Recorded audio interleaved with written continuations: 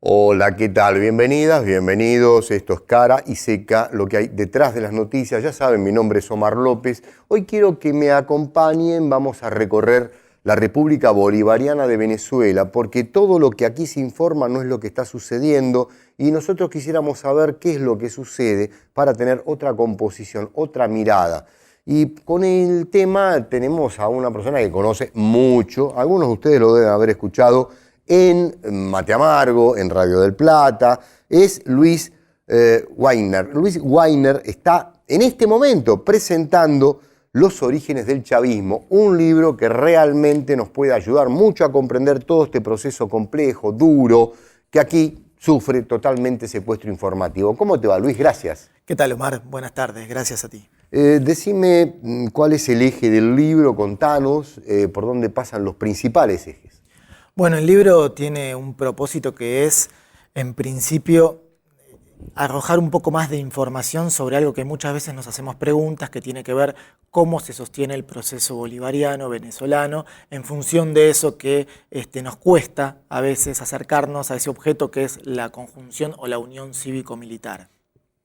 Es una suerte de radiografía en décadas sobre cómo se fue componiendo esa unión cívico-militar. Por eso el libro se llama Los orígenes del chavismo, Izquierda revolucionaria y militares bolivarianos, arqueología de la unión cívico-militar. Y la verdad es que indaga un poco sobre cómo se fue en el tiempo elaborando muy sostenidamente, uno podría decir desde 1957, distintas experiencias de unión cívico-militar, algunas fallidas, otras no tanto.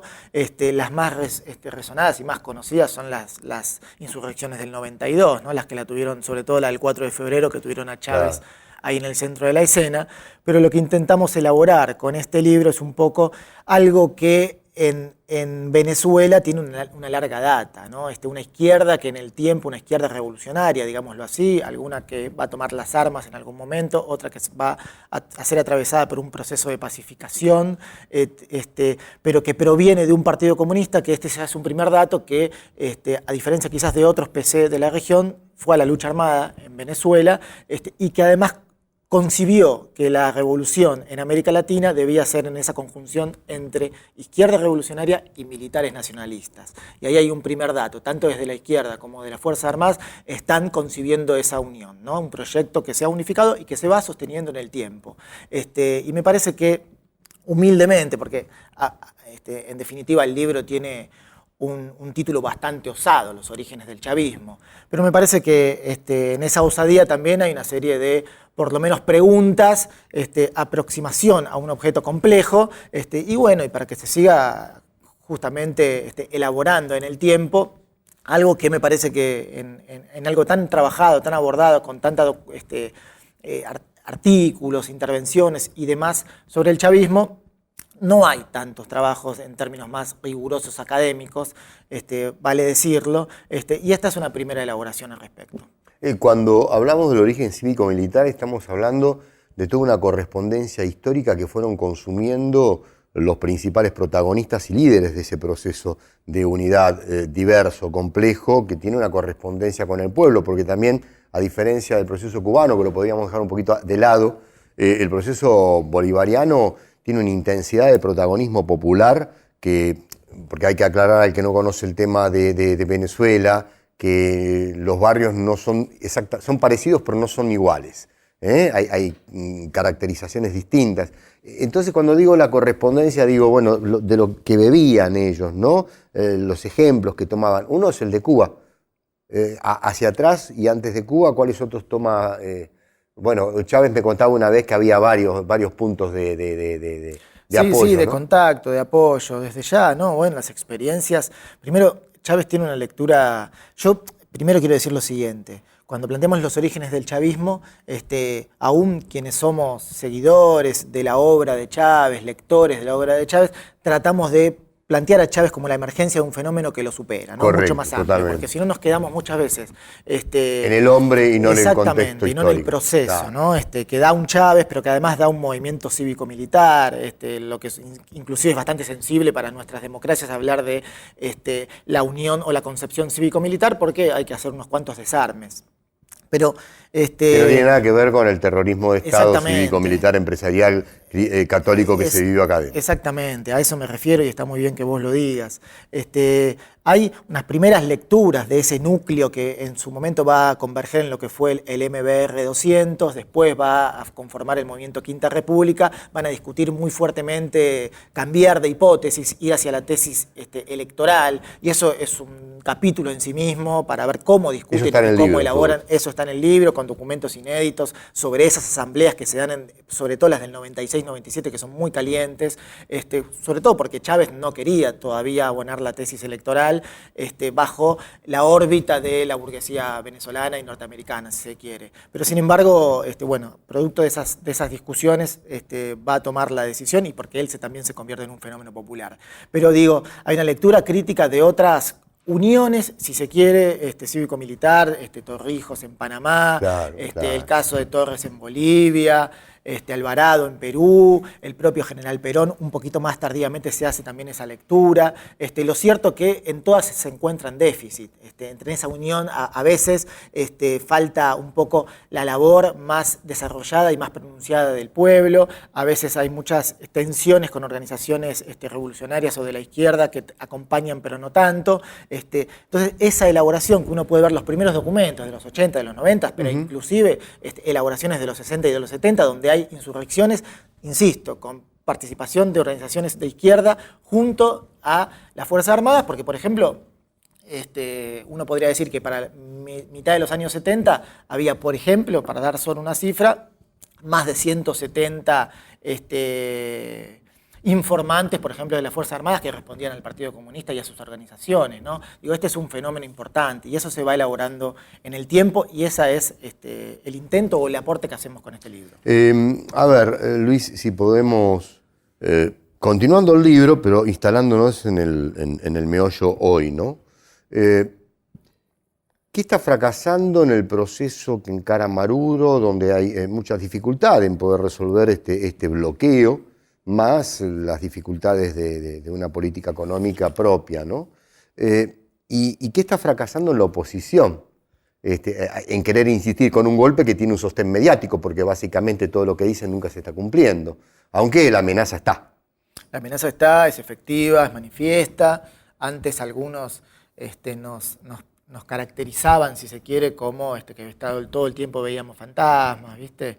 Y lo cierto es que hoy ya no hay nada por esconder, se corrieron todos los velos, todo es muy claro, ¿no? Los propios informantes de los Estados Unidos de forma muy clara están planteando la posibilidad del golpe, y el propio Guaidó en el día de ayer dijo que veía con muy buenos ojos que Estados Unidos no descarte la opción militar, ¿no? Y que los acompañe, por lo cual tremendo. Es tremendo, pero al mismo tiempo, mira vos cómo han desarrollado tal descomposición política y económica, vía asfixia, que en Venezuela se permiten decir un montón de cosas que en otros países no se podrían decir. Quiero decir, no solo hablar de que sí, decir a ciencia exacta y a toda luz que efectivamente están detrás de un golpe de Estado, ¿no? Permanentemente con bravuconadas de toda índole, sino que encima Venezuela también hoy nos ofrece, así como hablamos de asfixia económica, de sincronización y de golpe mediático, de sanciones económicas. En Venezuela no funciona lo que sería el lawfare, que funciona en muchos países porque las presiones son internacionales. Pero sin embargo, inclusive Venezuela, aún con toda esta complejidad, hoy ofrece a América Latina algo que parecía medio en desuso, que inclusive son los golpes clásicos, ¿no? Tanquetas, el intento de toma de una base militar, una base aérea como la Carlota, muy sensible para la vida venezolana, siempre alrededor Contale de la Carlota. un poco por qué hay tanta sensibilidad con la Carlota. No, bueno, la Carlota hay tanta sensibilidad como, por ejemplo, podría haber con la fecha cuando decidieron para el autogolpe o la autoproclamación de Guaidó el 23 de enero, que es, claro, es el fin de la dictadura del 58 en Venezuela. Ellos eligen, ¿no?, símbolos también. Aún también se dan tiempo para elegir símbolos. Y la base aérea de la Carlota es una base que, si bien antiguamente era un aeropuerto, es chiquita, no es que tiene gran envergadura militar. Está ahí en la ciudad, ¿no? Está en la ciudad, está en el este de Caracas, está en una parte muy rica. Muy rica, perdón, te hago un paréntesis. Sí. Chávez nos invitó a lo presidente en Maracaibo y recuerdo que nos puso el avión presidencial para que una delegación argentina viajara.